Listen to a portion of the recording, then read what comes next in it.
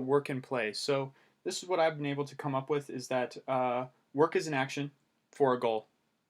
Okay, play is also an action for a goal, but the thing is that the process itself and the attainment of the goal is also pleasurable, right? So because when you work on something and then you finally attain the goal, that's pleasurable. When you're playing, sure it might be difficult, but it's also fun. Like the actual doing the process in order to obtain the goal is fun and rewarding in itself. You could also consider that extrinsic motivation, where you see the goal, you want the goal, you don't care whatever it takes to get through that goal. You'll just power through it. That would be considered work, right? You'd consider that work. Usually, the adjective or the modification of work, or it would be considered an adverb, would be hard work. Now, you wouldn't really consider it effortless work, right? Because usually when somebody says, oh, it was just, it was effortless in what we were working on, well, you can tell that they were kind of having fun. It would kind of have more qualities associated with play, right? Now, even though those distinctions wouldn't exist in a dictionary, when we talk about things, it would be just helpful to know that that's kind of the dynamics that we're seeing. It's more accurate to say something like that.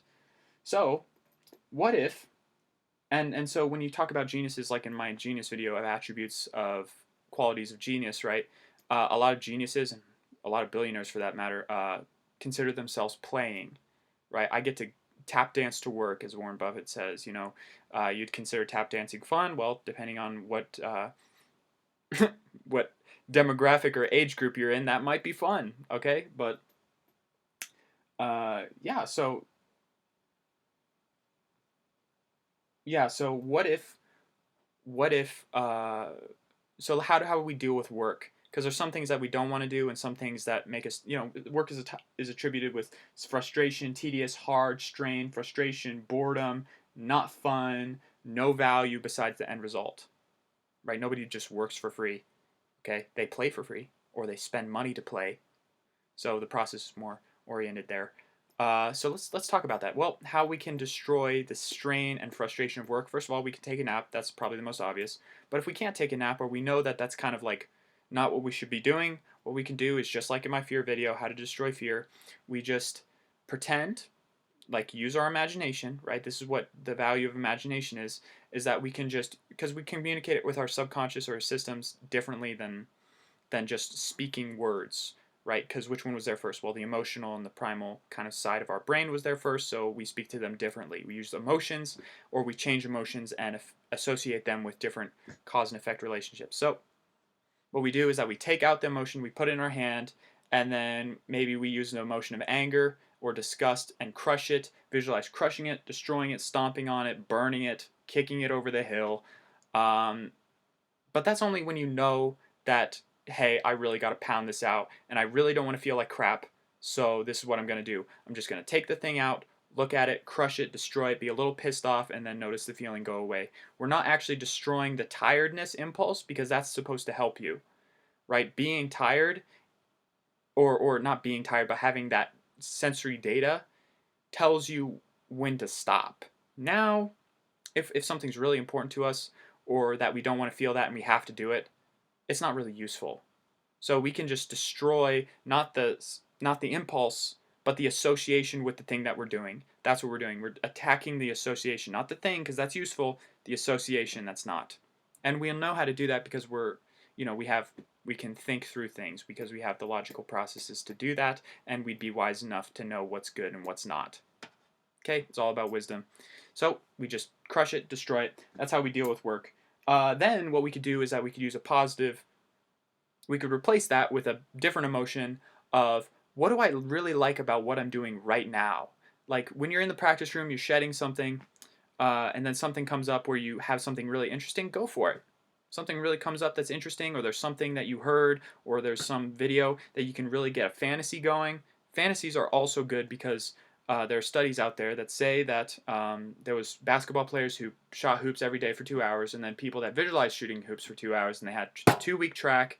They had a control group too, but they found that both developed the same similar neural circuitry in order to actually obtain the goal. And when they actually both shot hoops together, they were fairly similar.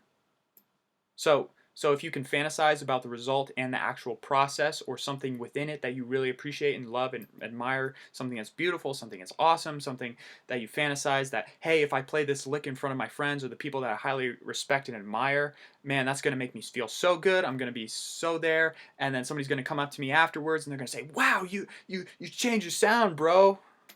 You know, that kind of fantasy that you can really get behind, or any other one for that matter, that will tell you exactly what you value. Okay? And so if you're tired, you can just blaze right through it because you know that it's good, or you can just associate with a play thing, play impulse thing, majig, whatever you want to do it. That the actual doing it and practicing it itself is valuable.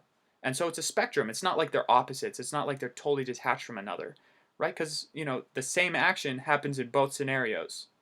It's just the metaphysical meaning behind what we put, because the action's the same. If you want to acquire a skill, there's certain actions you take, right? Certain cause and effect relationships, and despite what anybody feels, that relationship is not going away.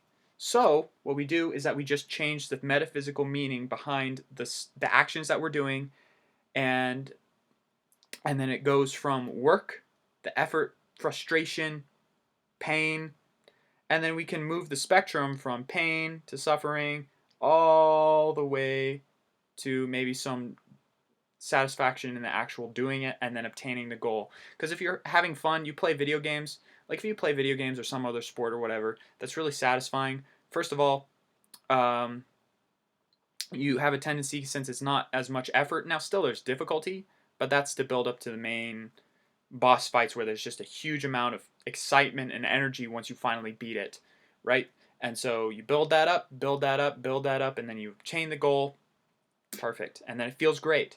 But you're having fun along the way. Okay, you're having fun along the way. Um, uh, yeah, so we can just attack the associations between, but not the actual impulses, just the associations, and then be able to basically do patchwork and see what stuff we want to subsidize, what stuff we want to see continue, what things we want to become uh, more effortless. Because if we can work for hours and hours and it's so much fun, we wake up and it's 6 o'clock and we started at 8, you know, and then you're also accomplishing your dreams and goals and whatever you want. Why wouldn't anybody do that? Right? Well, it's only if they don't see the value and they don't see that and it's not pleasurable or something like that. And so you find all those things in the process, and then you can stream yourself along to accomplishing the goal where, boom, it feels great. So it's a spectrum, right? It's the spectrum of gratification within the process. That's the spectrum of work. It's not like they're different, not like they're separate. Uh, it's not like it's this thing or the other. It's a spectrum. It's some sort of gratification in the actual process of attaining a goal, right? And when people don't want to work, it's because the goal isn't good enough. When people don't want to play, it's because the goal or the process itself isn't fun enough. And that's the distinction between work and play. And so if we can use that and extrapolate it into the future, there's tons and tons and tons of things that everyone can think of that this would be incredibly useful for. So hope it helped you. Love to hear your comments below.